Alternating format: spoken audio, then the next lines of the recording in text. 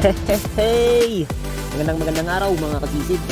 Welcome back po sa aking channel at kung bago ka pa lang sa channel ko, syempre, welcome ka. Kaya kung magustuhan mo ang video na to, huwag kalimutang mag-subscribe, i-like o i-share.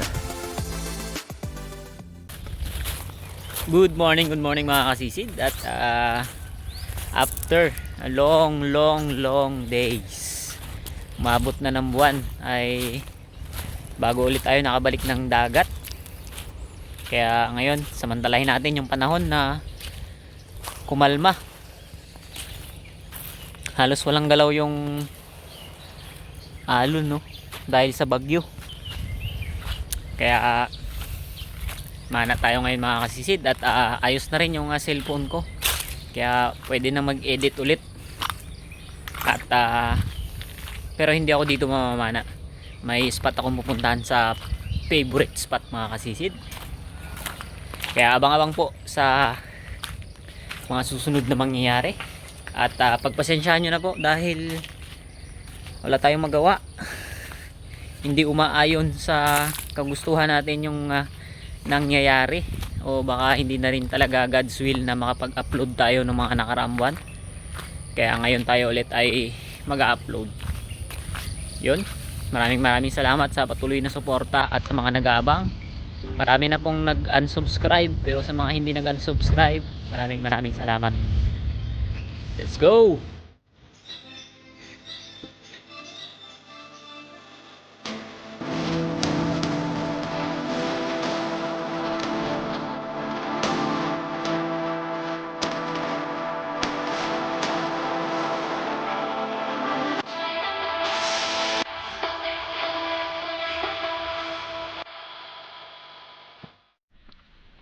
Ayun mga kasisid, dito na tayo sa paboritong spot natin after ng ilang buwan na hindi tayo nakabalik dito. Kaya try natin ulit ngayon kung meron tayong mahuhuli. Sana maganda ang pangitain ngayong araw dahil napakakalma ng dagat. Suit up lang ako mga kasisid. Yan yung daladala ko galing sa taas, as usual, doon yung daanan. Dala ko nga yung pana, yung 120 na double roller. 120 double roller mga kasisid. 7mm yung bala. Let's go!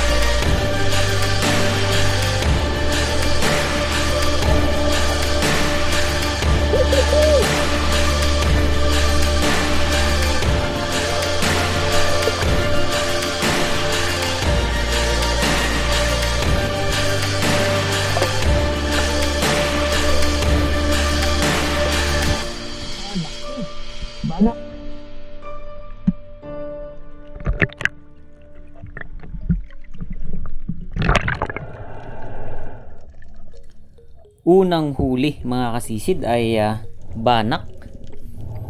At eto, sumunod na pagsisid ay kanlay naman. Nakuhaan ko na ito ng kanlay dati, yung bato na ito.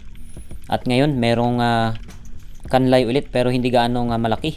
Halos lampas lang 1 kilo ito mga kasisid. Dahan-dahan kong nilapitan, kaya lang bigla namang nagulat nung kakalabitin ko na sana. Sayang. Sinubukan ko pang itong silipin pero hindi ko na nakita. Malalim yung butas at wala ako dalang flashlight mga kasisid, kaya move on tayo. Pagkatapos ng ilang minutong paglalangoy mga kasisid ay dali-dali kong isinagad yung kasa dahil meron ako nakitang king mackerel lang naman o tangigi. Kaya mabilis yung pagtibok ng ating puso dito dahil tangigi na ngayong unang buwan ng taong 2026. Kaya lang nung pagkalabit ko mga kasisid, sobrang excited naman.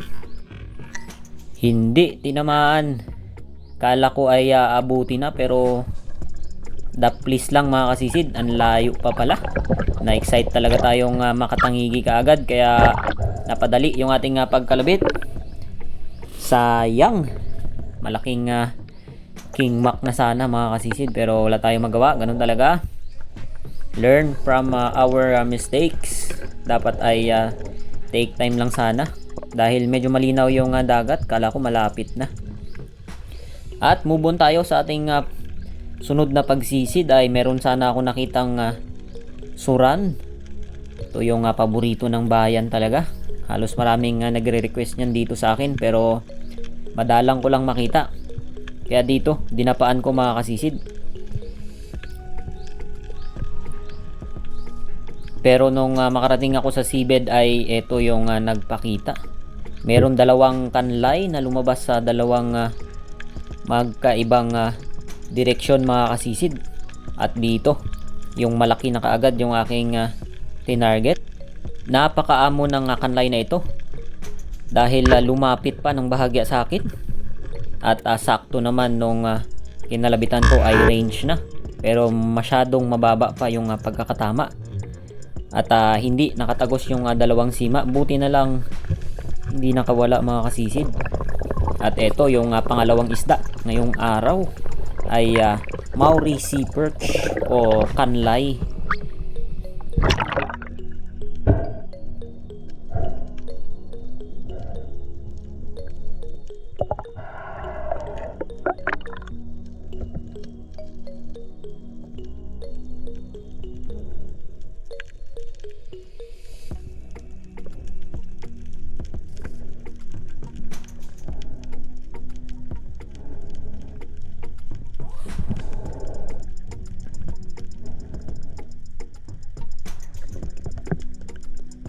Pagdating sa unahan mga kasisid, meron ako nakitang lobster.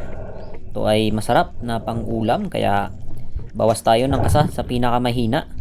At isang goma lang yung sinabit para hindi dumiretso sa corals at hindi ma-stuck yung ating bala. Kala ko isa lang yung lobster sa ilalim pero nung nakita ko ay halos kawan sila.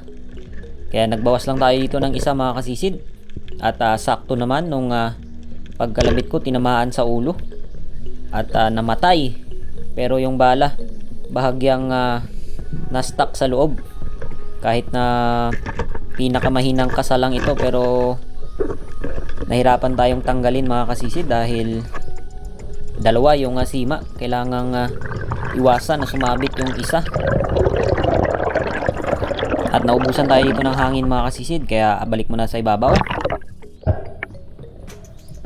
Kahit na mababaw lang ito, hindi tayo pwedeng magkumpiyansa dahil kapag pinilit ay baka maaaring mapahamak.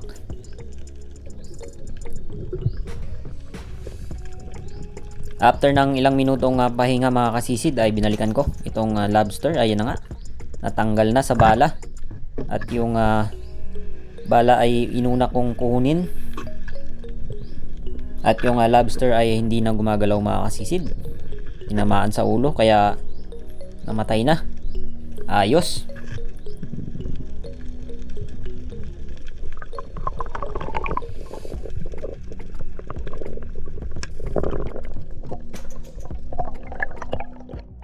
Another kawan ng banak yung nakita ko dito. Nasa ibabaw sila mga kasisid at nasa mababaw. Malalaking banak na ito, halos kulang-kulang 1 kilo na.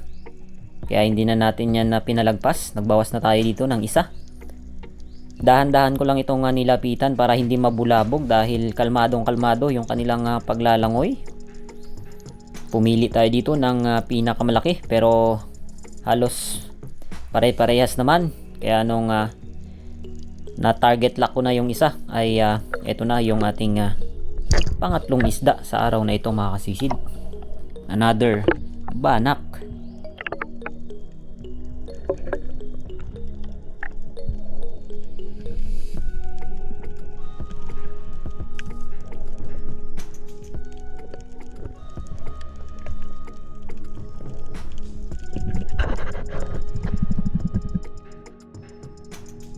Tuloy-tuloy lang sa pagsisid hanggang sa ito. Merong sumalubong sa aking kawan ng Big Eye Tribali. Halos gapalad yung lapad nila.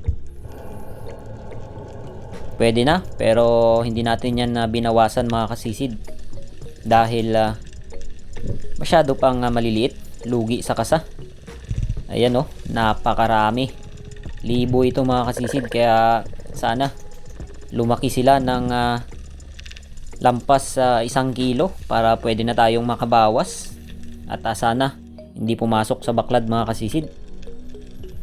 At eto, next dive natin, meron ako nakitang paborito ng bayan o unicorn fish o suran mga kasisid.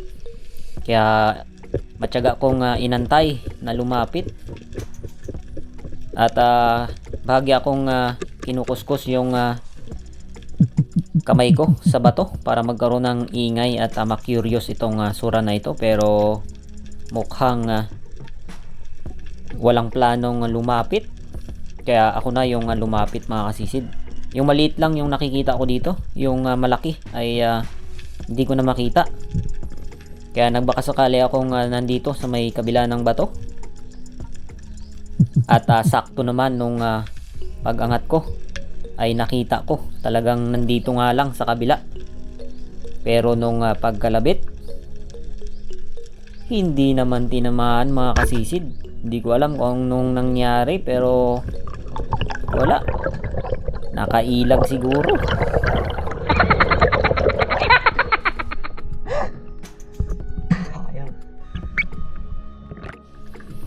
At yung bato na kanyang pinasukan mga kasisid ay tinignan ko kung nandun. Meron akong naaaninag na buntot, pero sigurado akong hindi ito suran. At parang ilak mga kasisid, kaya umibabaw muna ako para bawasan yung kasa dahil naka-full load yung ating pana dito. Delikadong matusok sa bato kapag kinalabit, kaya bawasan muna natin sa pinakamahina.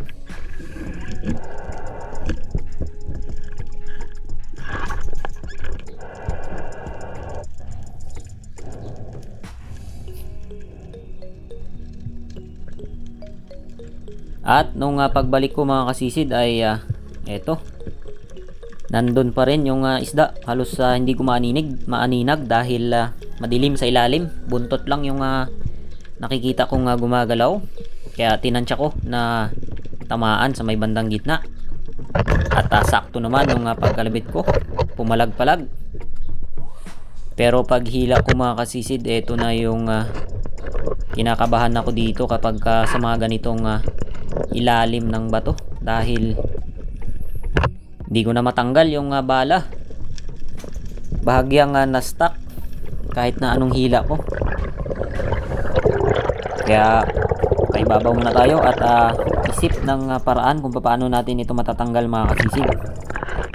Buti na lang pagtingin ko sa kabila mga kasisid ay lusutan yung butas, at dito isang mangrove snapper pala yung nandun sa ilalim o mangagat. Kaya lang sa kabila dumaan yung bala at yung tali ay nandito sa kabila, kaya hindi pwedeng hilain dahil mahirap tanggalin. Buti na lang ay merong tanggalan dito sa kabila sa may swivel mga kasisid, kaya hindi tayo nahirapan dito.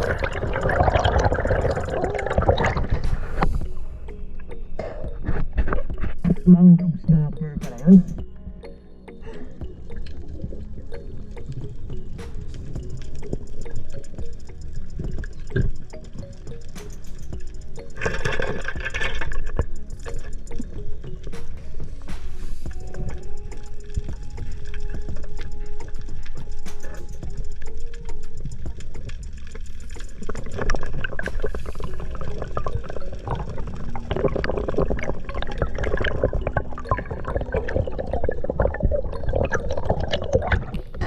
Nakailang beses pa akong sumisid, pero ito na talaga yung pinakahuling isda ngayong umaga mga kasisid. Mangrove snapper o mangagat kung tawagin dito sa amin. Pagkatapos nun ay bumalik na ako sa aking pinanggalingan dahil nandun yung ibang gamit ko, at lipat tayo ng spot mga kasisid dahil matumal. Malinaw yung dagat pero wala ganong isda dahil walang agos.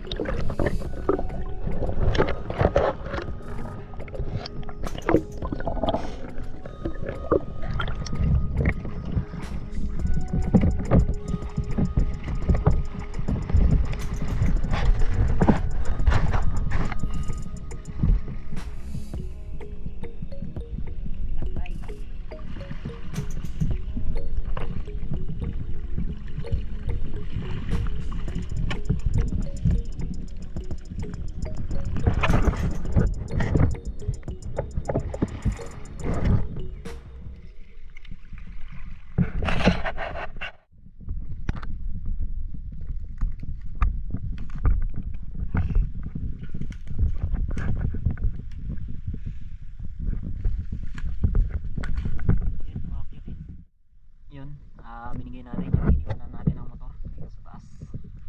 Kaya let's share our blessings. Dahil sa mga ito pang ulam, sobra-sobra na. Let's go.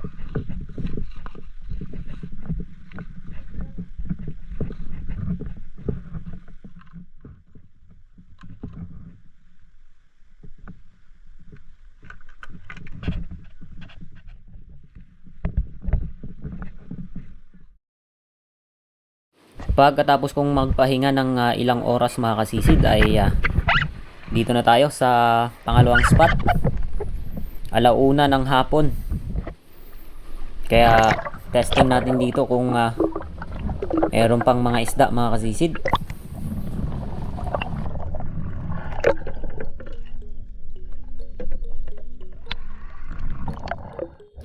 At hindi tumagal ay meron akong nakita dito. Isang peacock grouper o uri rin ito ng lapu-lapu. Akala ko ay mailap at papasok na sa kanyang butas, pero kahit medyo malayo mga kasisid ay kinalabitan ko na dahil baka biglang pumasok pa sa butas, at buti na lang ay inabot pa. Mababa na masyado yung pagkakatama, kaya hinila ko kaagad para hindi na mapunit yung laman at baka makawala pa.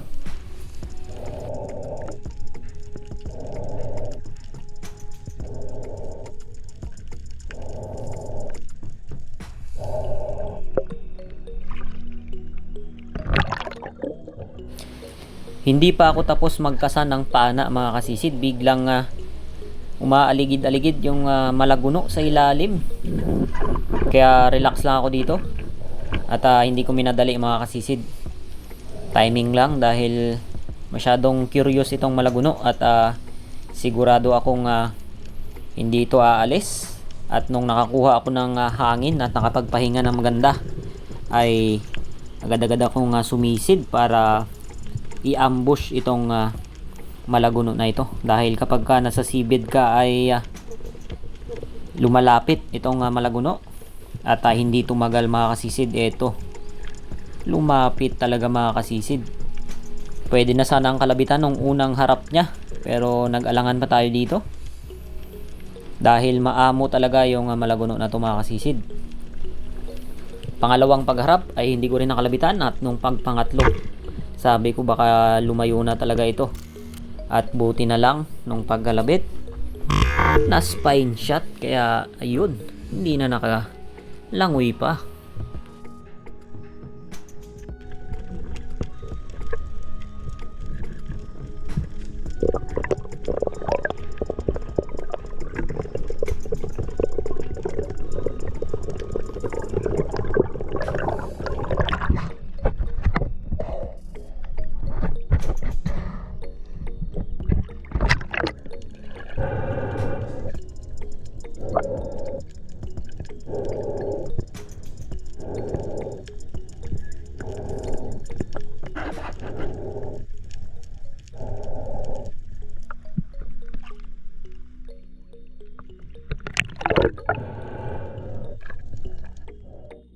Medyo may kalabuan dito sa sumunod na spot na aking pinuntahan.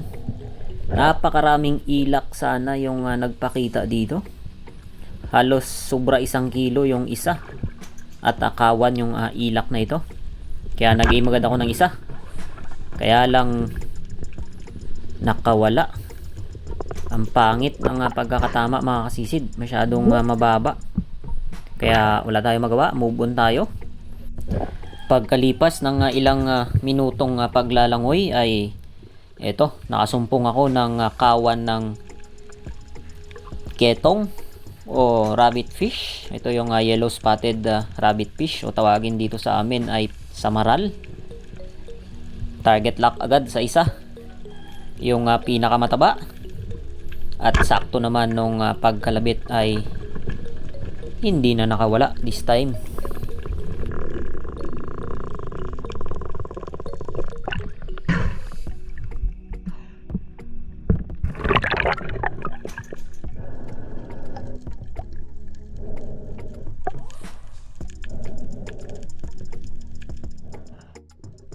Tuloy-tuloy lang sa pagsisid ngayong hapon. At dito sa may unahan, another lobster naman yung nakita ko. Dahil meron na tayo kaninang nahuling lobster, at ito, idagdag na natin. Hindi ganun kalaki pero good size na pang ulam. At kunin na natin, baka kunin pa ng iba dahil talamak din dito yung pagkompresor sa gabi. Lahat kinukuha nila, kaya kunin ko na rin to.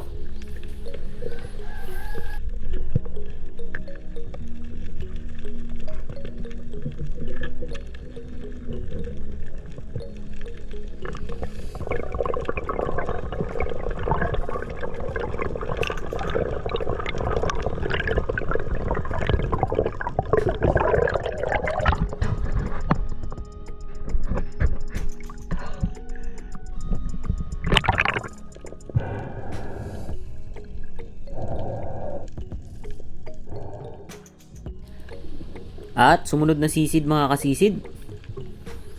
Dito, ito na yung pinakamalabo na area ng aking napuntahan.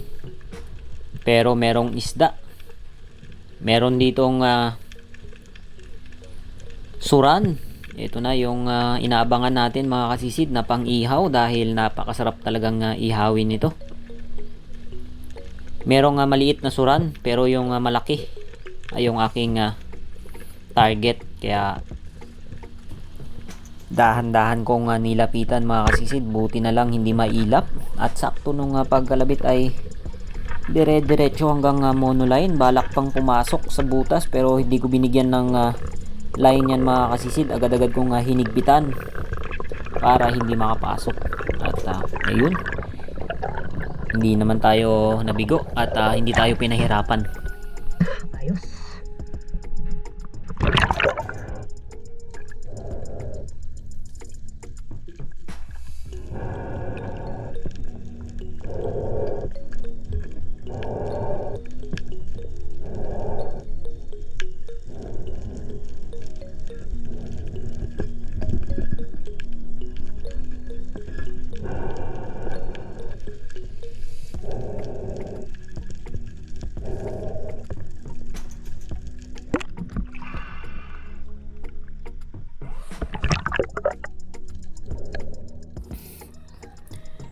Next dive mga kasisid, another suran na naman yung nagpakita dito, kaya target lock agad tayo, hindi na tayo lumingon sa iba.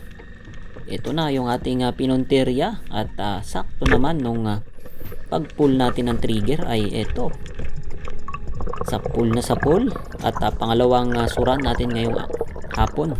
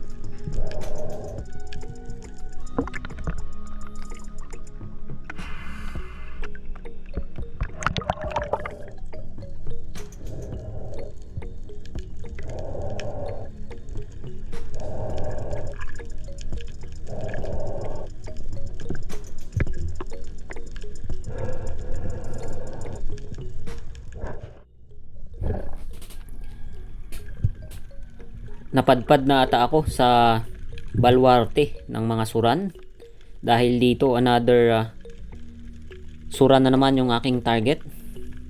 3 piraso yung mga suran dito, at yung malaki yung aking tina-target sana, pero mailap, kaya hindi na natin pinilit yan hanggang nakarating tayo sa seabed. At nung paglingon ko sa aking kaliwa ay meron ding suran, kaya change target agad tayo dahil yun yung medyo curious sa atin. At ito ang nangyari.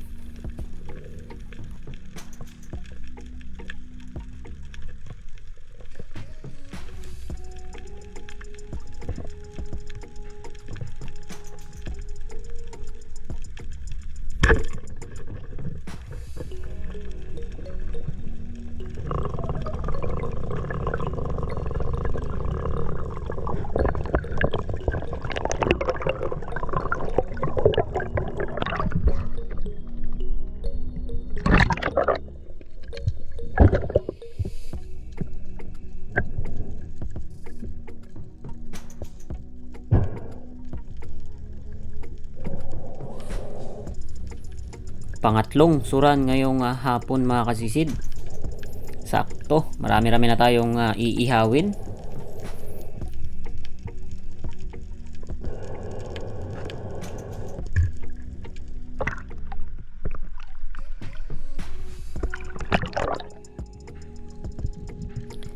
At ito yung huling isda natin ngayong araw mga kasisid, batfish o bayang. Ito yung paborito ni Uncle, kaya kapag nakakakita ako ng bayang ay pinapana ko na dahil binibigay ko sa kanya. At sakto naman nung paglabit ko, tinamaan naman.